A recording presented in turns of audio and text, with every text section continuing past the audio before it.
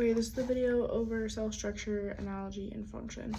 My drawing is a little bit rough, but that's okay. And I'm gonna do my best to read off, not read off the paper, but I'm on vacation right now, so it's been a bit of a rough patch.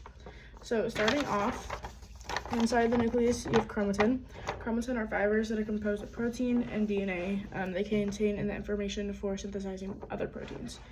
And then inside of here, the whole thing is the nucleus. You have your nucleolus.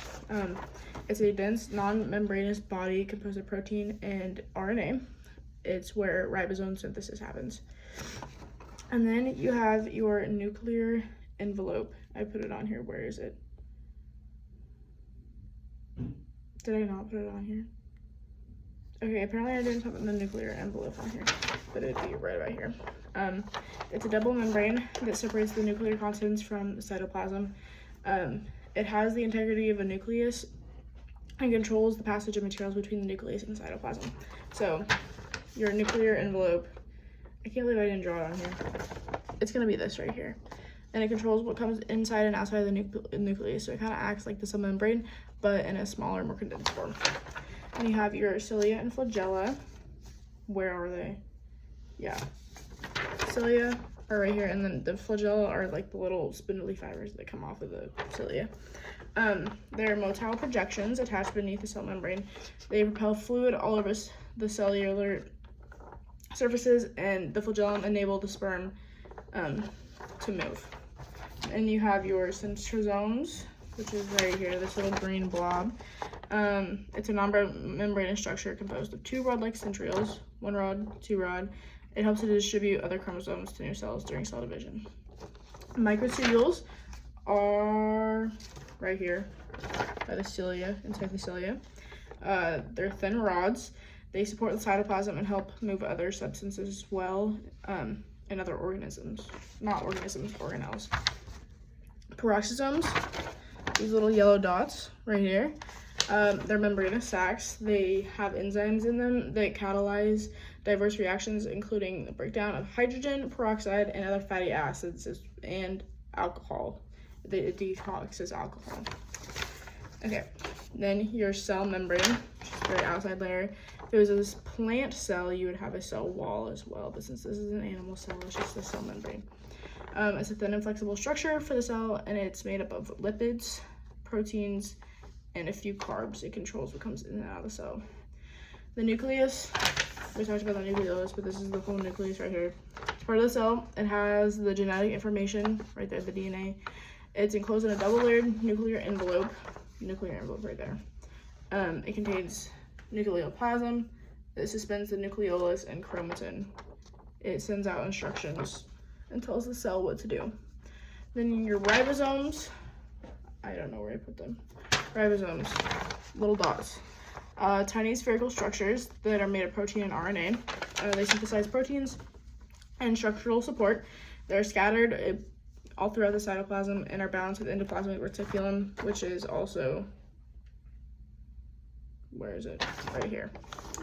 Golgi apparatus around the nucleus. Stack of flattened membranous sacs. It refines packages and transports proteins and other various substances. Your vesicles are, I put them, oh, is that all I put? Okay, secretory vesicle. They're membranous sacs that store and transport substances within the cell. Your endoplasmic reticulum is right here. It is made of a membrane bound flattened sacs, cylinders, and fluid-filled sacs called vesicles. The vesicles are what go in and out of the endoplasmic reticulum. It transports other materials within the cell, and it provides the attachments for the ribosomes, these things, and it synthesizes lipids. Then last but not least, you have your mitochondria, which is right here. It releases energy from nutrient molecules and changes energy into a usable form for our cells to be able to function correctly. Okay, so that's my whole cell, and then we're supposed to talk about the analogies for each organelle. So the nucleus is like the brain because it controls the cell, and our brain controls our body. So that's the analogy for that one. Mitochondria produces energy for different cell activities. So it can relate to generators, since generators produce energy when the power is out. The Golgi apparatus can be seen as a post office because it is sending and delivering packaged proteins all across the cell. Lysosomes can be compared to a garbage disposal at home since it breaks down other substances that aren't necessarily supposed to be in the cell. Vesicles can be delivery trucks since they transport packages from one place to another, just like the vesicle does, but the cell membrane is like a security check, so it controls what comes in and out of the cell. The security doesn't let bad people come in, so that's the analogy there.